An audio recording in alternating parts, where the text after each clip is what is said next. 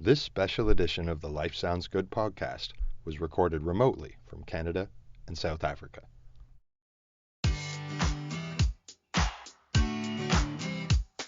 Hi, everybody. I'm Mike, and welcome to this edition of the Life Sounds Good podcast.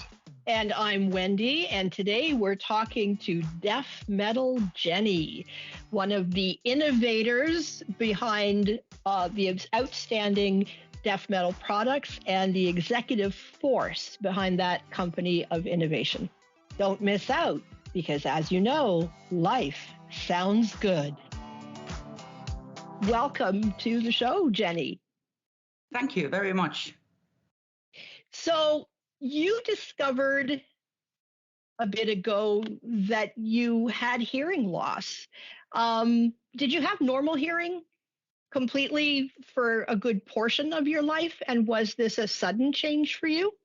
No, I've never had a good hearing. But they discovered my bad hearing when I was like in my late 30s. But it runs in the family. Bad hearing runs in the family. My mother has hearing aids, and my grandmother should have had, but she never did. And then I started to play violin in the age of 3. So that was one thing. I mean, when a child is that young and you play violin, and it's really, I mean, the sound of a small violin, it should be for band. It should be like, it's really, and that is one reason why I started to develop problems with hearing with my left ear. And so, but in that days, people didn't. And I mean, still the classical instruments and the whole orchestra, it is so tied up into this history of classical music. I mean, the whole orchestra set, it is something untouchable, and it wouldn't need that much to rearrange to the musicians in the orchestra so that the people who are there wouldn't have hearing loss.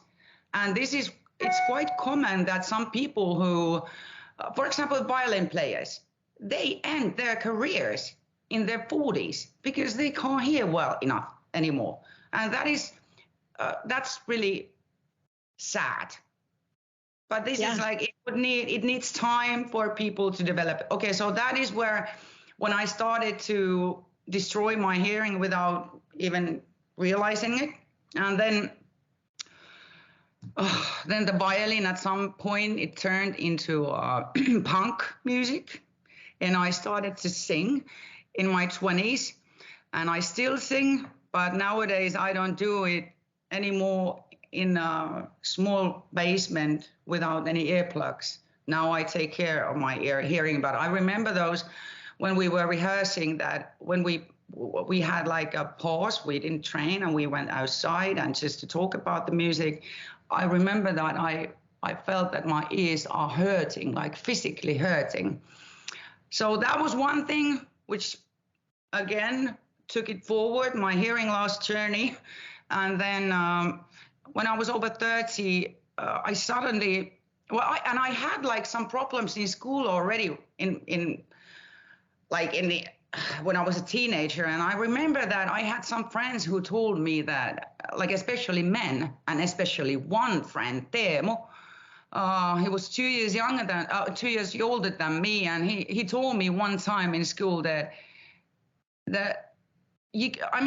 his word was so low that I couldn't hear it, and then afterwards he kept me as like I was stupid or something, because I was always asking what do you say and what do you say. And when I came out of the closet and told everybody that I have a hearing loss and I'm nowadays wearing hearing aids, then Teemu told me the story that he thought that I was a little bit slow, because every time when he talked something and also some other people, and I was like, first the silence, like, what did he say? And then like, what? And so, yeah. And then I had, I think I was 35. I had a flu, just a basic flu. And I woke up in the middle of the night I think I sneezed or something. I don't know. But when I woke up, my ear was hurting and there was blood coming out of my ear. And, and usually, yeah, so it was the eardrum.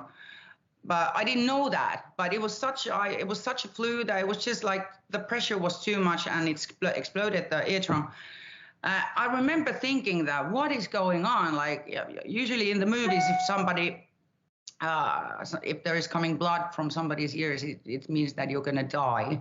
And I was like what? And then of course I could like hear immediately that it didn't work good anymore. I couldn't hear well anymore, and it was my better ear. And so I had the bad ear and I had the better ear, which was like totally out of system. And then I realized that how much I actually do lip reading, because I had the only tool I had was my left ear. And then the funniest part was that I had the hearing loss for so long that I didn't know how much it had affected on my personality. So it meant that every time, even before the eardrum exploded, I was the one who went like every time in front of the people who were talking to me, because I was trying to lip read. And my presence was like quite demanding. I went too close, and it kind of, people have these like limitations on distance. Personal space. And so there was like these situations when I went like too close, and then the other person took a step back, and I took a step forward, and it was like this. And then I mean like this, and it is still a part of me. It is still like I like to touch people when I talk to them, because I want them to focus on me and my, because I can't hear if they turn around and things like that. But so the eardrum, when it got exploded, it nearly got operated. And just before I went to see the doctor for checkup, that they would start to correct it, like take a little piece somewhere from my foot, my leg, somewhere. I don't know how they do it. Yes, it is. I mean, like there's some kind of tissue part that they would have added, they would have put there. And then the doctor told me that, okay, so it has started to heal, so they are not going to do this operation, that they are just leaving it like that. But it never got like, I think that my scar tissue is a little bit, it didn't get better. So we decided that, okay, I knew that I will go in to get hearing aids at some point, but I didn't know that I was going to get them before I turned 40. And so, well, I was a little bit over 40, but we started the process like before that. And then, yeah, so basically that is my hearing loss story. Nice. It's a journey for everyone. Yes. Even for those people that it's an age-related hearing loss, and there isn't dramatic incidences that sort of cause it. Even for them, it's a journey, because it's a gradual change. So you don't necessarily notice it yourself. It's the people around you who tend to notice, because you do get close. You do go in their face. So yeah. And after that, I've started to realize those same kind of manners that I had. Like I recognize people who think they can hear well, but they can't, because I recognize from them how they act, that I act the same way. I turn my head just a little bit. It's just like a little bit that you kind of adjust your hearing. And then it's like, it's obvious that they have some problem with it. People usually don't have to turn their head when they are listening to somebody. Or, I mean, if you have a bad eyesight, you get like the squinty. Yes. Yeah. Yes. Yeah, I did that for the first 12 years of my life, the squinty face, for not being able to see well. And yeah, and interestingly enough, then we got glasses and nobody thought anything of it. But when you have a hearing problem, there's all these barriers to people getting hearing aids. They need to start thinking of it in terms of the same as they did when they did squinty face, to be able to see. So you were in the fashion industry. during your hearing loss journey. You were a jewelry designer. So when you got your first set of hearing aids, what inspired you to connect your hearing aids to jewelry? I've had the problem for all my life that when I buy something, even though it would be like quite cool, I have my own way of seeing. For example, some things, is it a handbag or pack bag or a scarf or hood or whatever? I quite often find myself thinking that maybe the designer of this bag made a little mistake because this could be a little bit more pragmatic. First thing I do when I go home, I change it. I do it like I would do it. I mean, like I change it a bit. I add something, I take something out. Like today, I'm still in South Africa with my team members, and we've been working with a marvelous view here. But anyway, so we went to buy some things we needed in the morning, and I found a bag. And I did it in the shop while the people who worked there they were watching me do it. So I took it off the package and I unknotted the things that they had there, and I just did it. So it went the same way with hearing aids when I got them. And of course, I haven't had like any hair on my sides, and I don't know if I would have had any hair. Would I have started to hide them? I don't think so. I'm not like that kind of a person who hides things or like solves problems with a superficial way. I mean, like with the way that you just treat the symptom. You need to and I remember when I got the aids, it was Monday, and DeafMetal was born on Saturday. That was my first day off from work. But I already told the audiologist who made the fitting to me that I'm gonna make this rock. And that's what I did. I mean, it was obvious for me that the second she put them on me, and they were wrong color. That was the first problem. They were wrong color. They were like silver, and I didn't like it. Everything in me was black, black. And nowadays I wear also white, so there is maybe, I don't know, something is happening to me. but so that was one thing that I needed to make them black. And as a designer that I was doing, in my previous life, when I had my former fashion brand in where I was working as a jewelry and accessory designer, I did a lot of different kind of accessories from Finnish reindeer leather, which is really thin. You use it on gloves, and I mean, like, it's really luxurious, really thin leather. And I discovered that this material is not going to make anything resonate on the hearing aids if I do a little part with that leather. I molded to be like a jewelry holder. And it was the smallest pattern I ever made, which I drew, the smallest piece of leather that I needed to fit on those Signia 13s that I had, just to fit so that they won't mess up with the back or with the front microphones.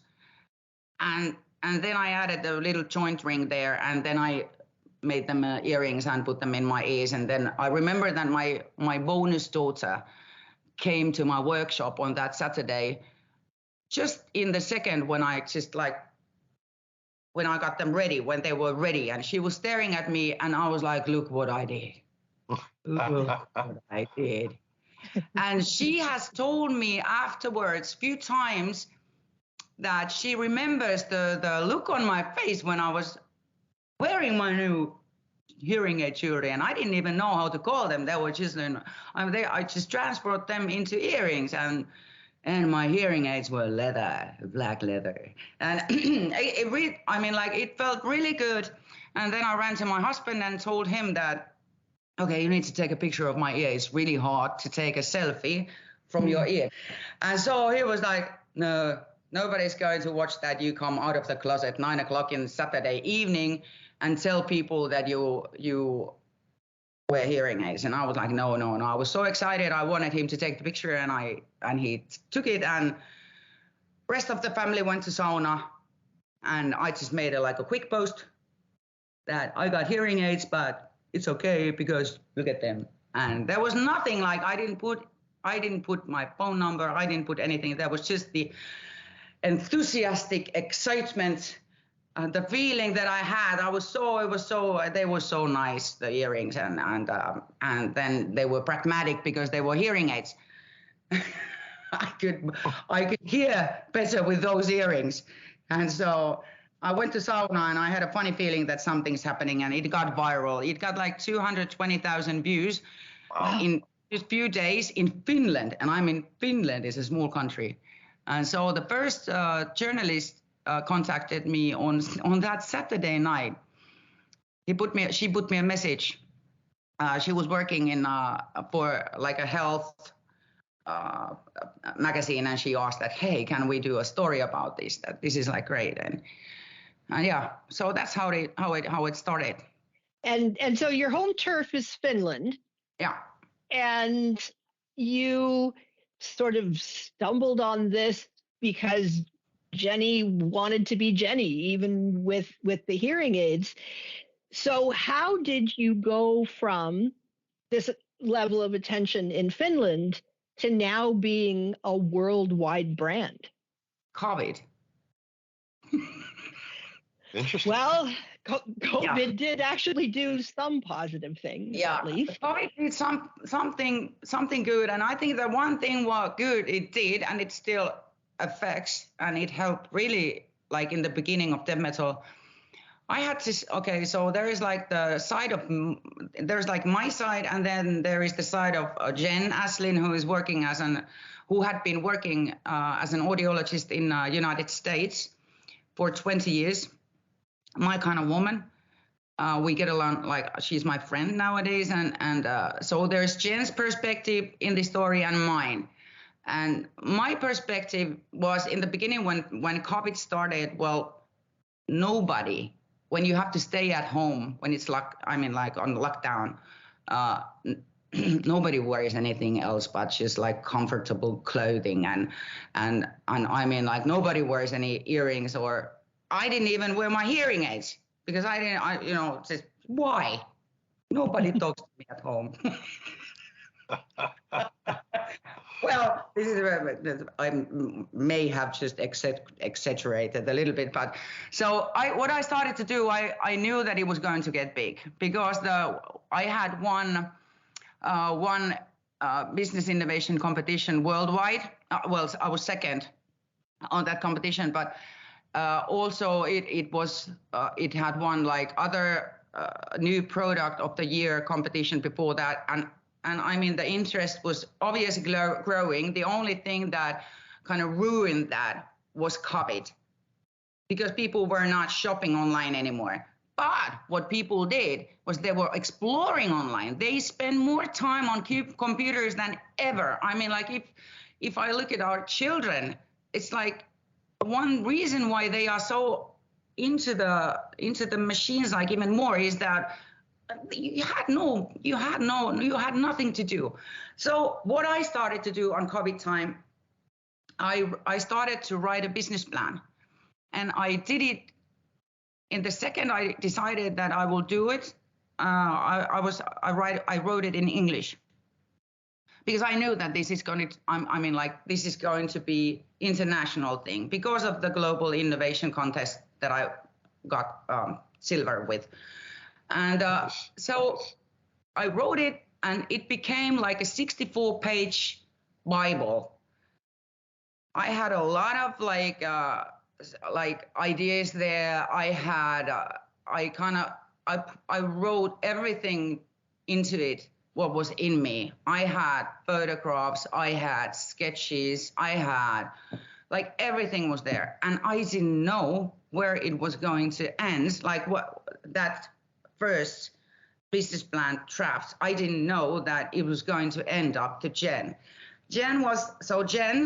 From Jen's perspective, Jen was spending a lot of time in computer, and she found me.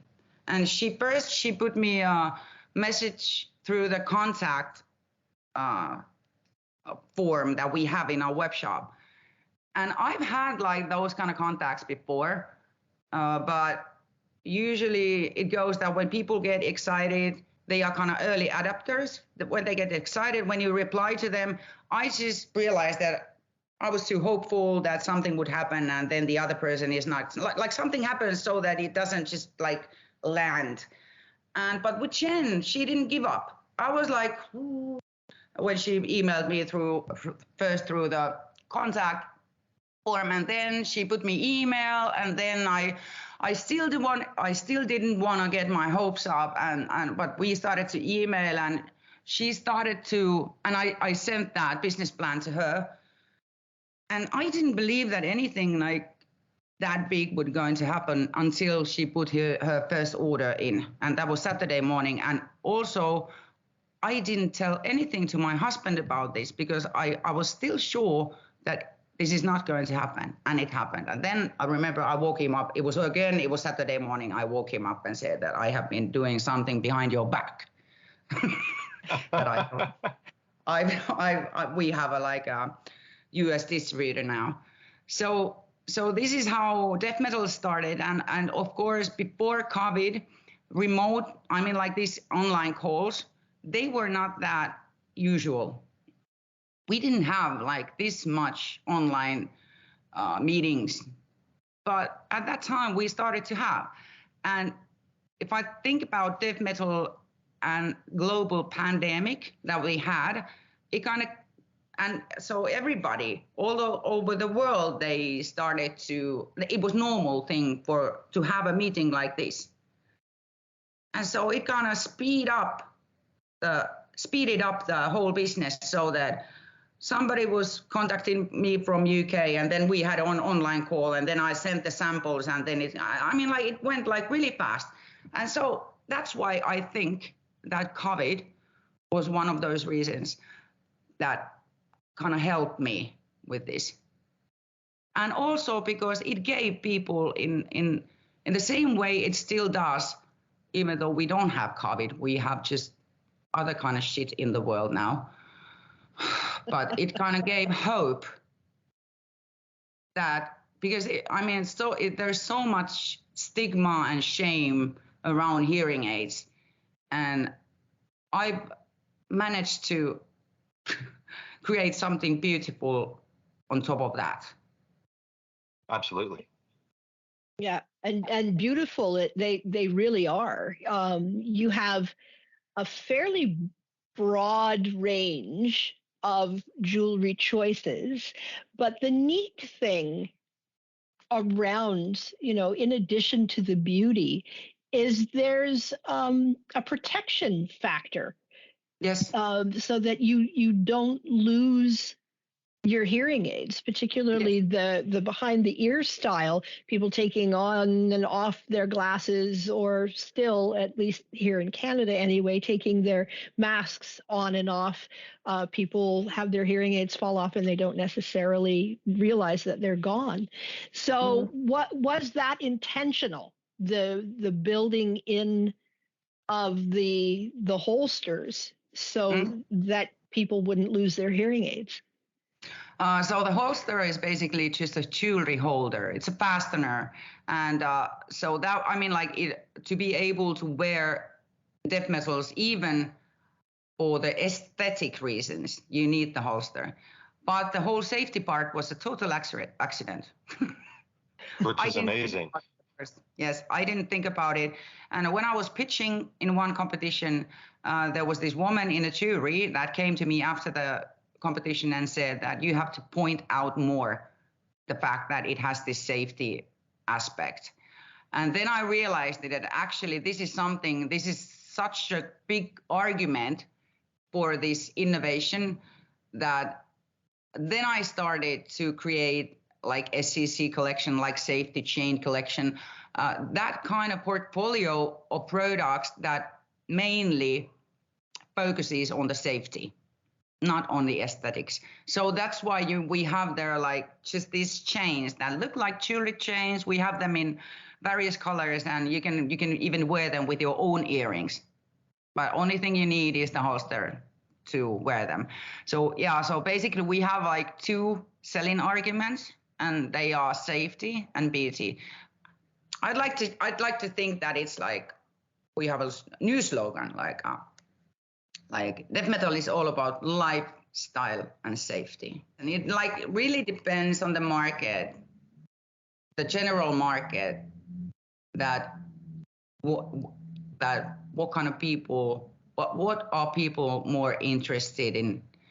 Like in Japan, we launched in the beginning of July, and we launched there basically with safety, even though they have now more aesthetic safety rings also, so that they are more showy, but the main argument is safety. Yeah, there would be a division.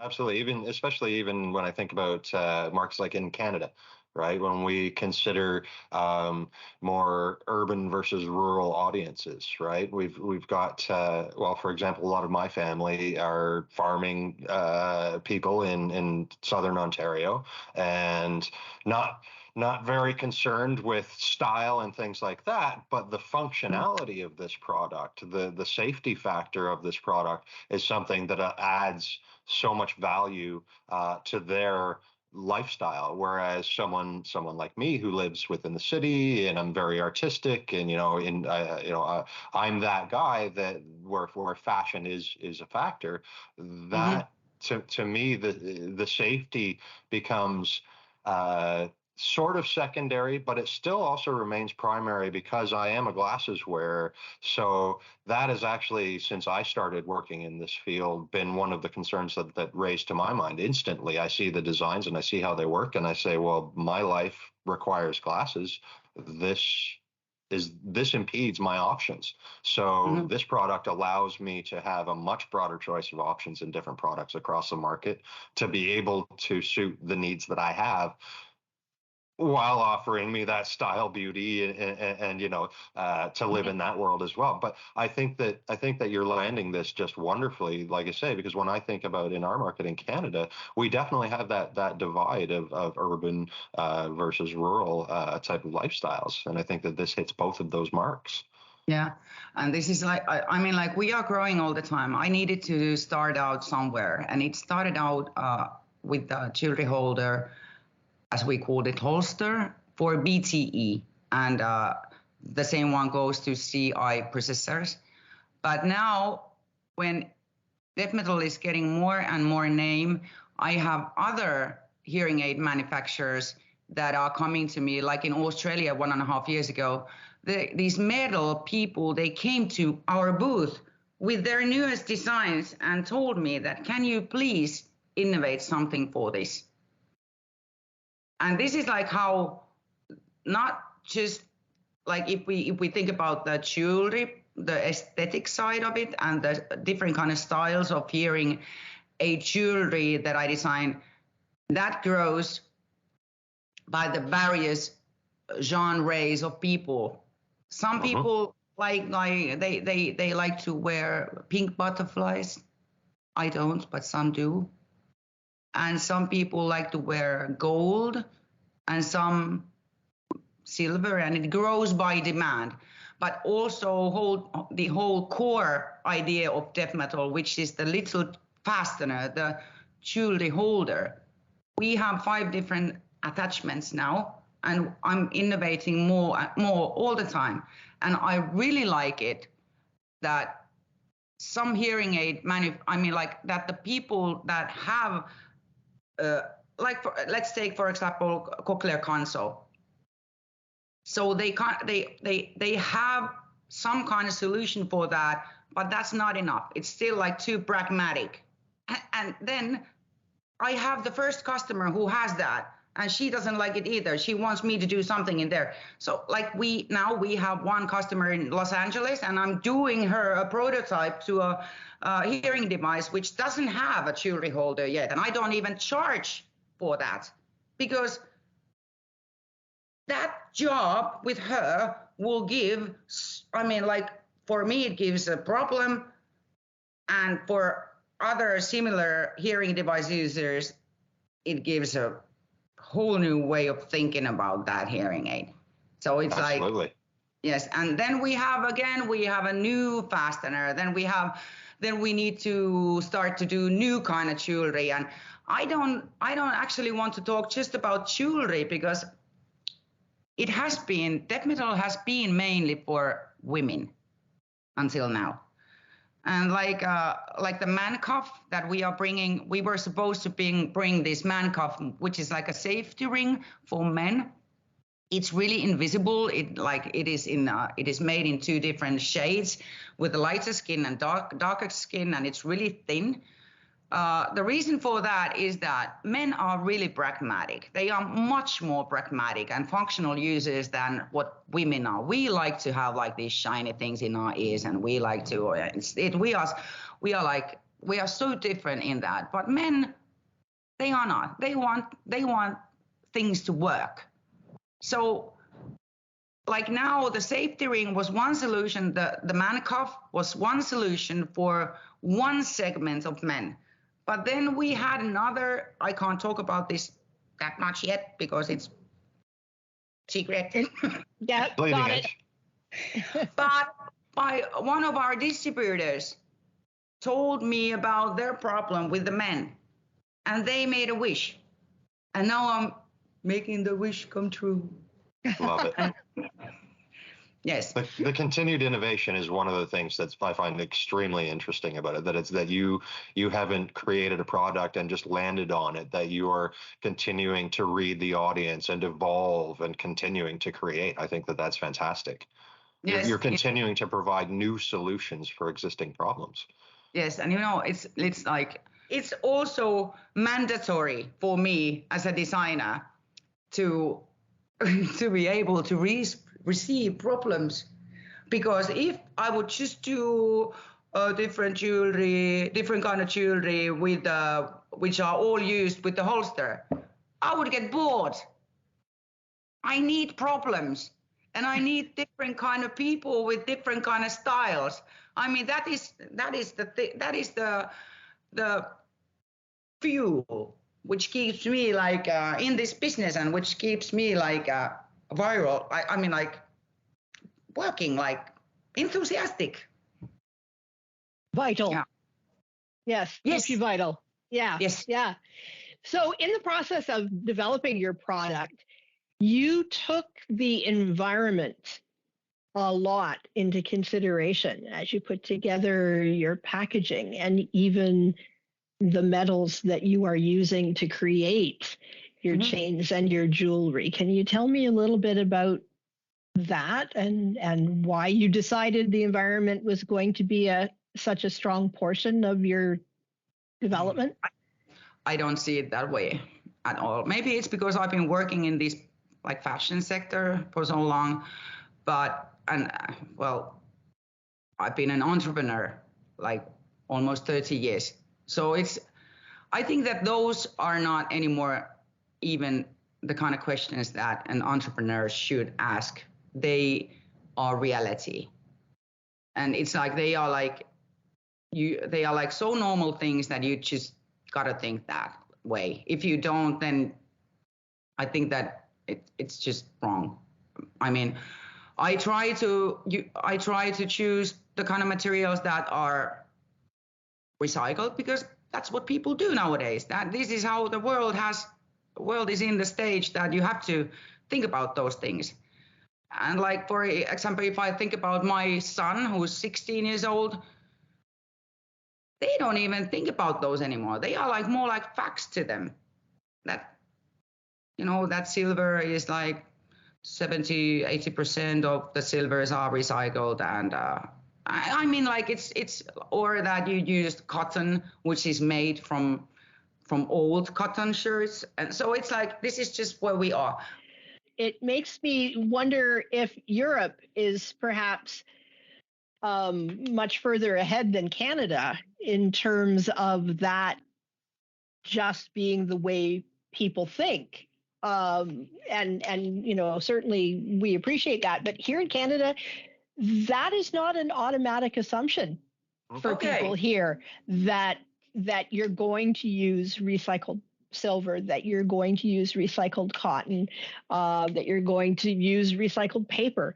But yeah, your answer was really fascinating to me, because that is not the first thing that people think about here in Canada.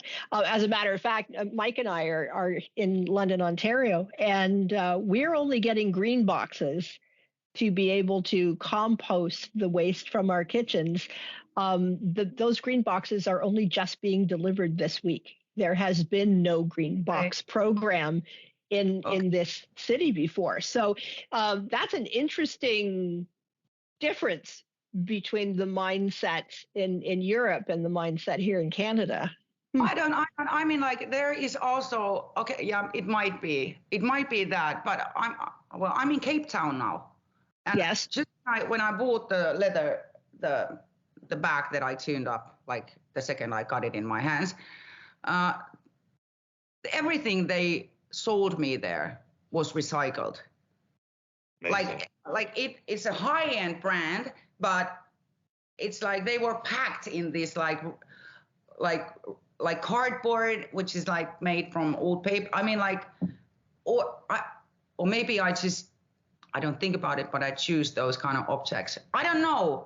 Is it in me or is it in them? And one thing maybe is that I have been like pitching in innovation contests for 5 years.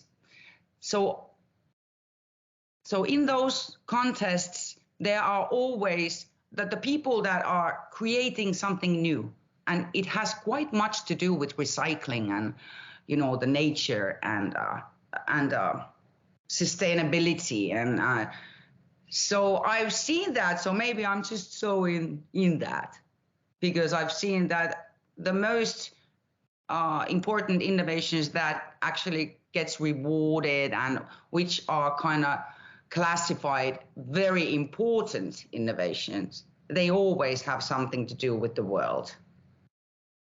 That makes sense. And I think here in Canada, the people who are doing the innovating, they are certainly focused on the environment and care of fellow man. I think it's more the general population that doesn't automatically sort of connect to that. So yeah, but interesting. But they will follow. I mean, you always need pioneers, and you always need, like, if you think about, this is a boring example, but if you think about, for example, fashion, what it means that there is one crazy artist that goes into some party where all the other men, for example, are dressed up in black tuxedo. But then there is this artist who comes there and gets all the attention. So that artist is a pioneer that all the other people, so he has the guts to do it like that. I mean, he sew his whole outfit, and, it's like, it's not like he would do it like to provoke people or nothing like that. Like, artists and pioneers, they show the way, and the rest will follow. It just takes time. It's not like, I think you're on a way, but it just takes time. Yeah. So how long have you been in Cape Town? A couple weeks now? No, I came here. So there was an audiology fair exhibition that started last Friday, a week ago Friday. But one reason, I mean, the audiology fair was one reason why I came here. I haven't met my South African distributors, and we have been working together for 2 years. So they have exclusivity here in South Africa, because they have the whole, I mean, the system is a little bit different here. And then, so I haven't met them. So we had a dinner with them and 3 days at the exhibition. And my right hand, who has been working for me now 1.5 years, called Hermienke de Kok, she's a hearing aid user also, and she bought her first DeafMetals from her audiologist here. And she wrote me the longest letter ever. She's a really good writer.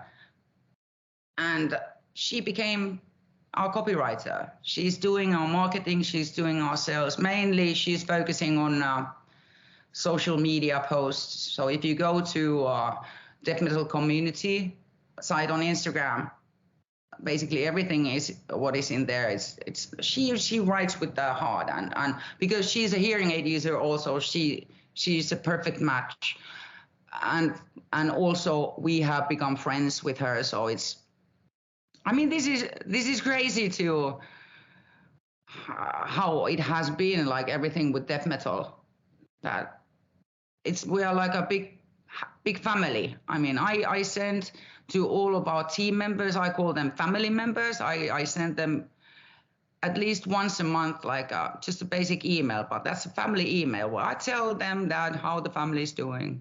Do we have like new children? Yeah. I love that culture in there too. That's a great culture within the company.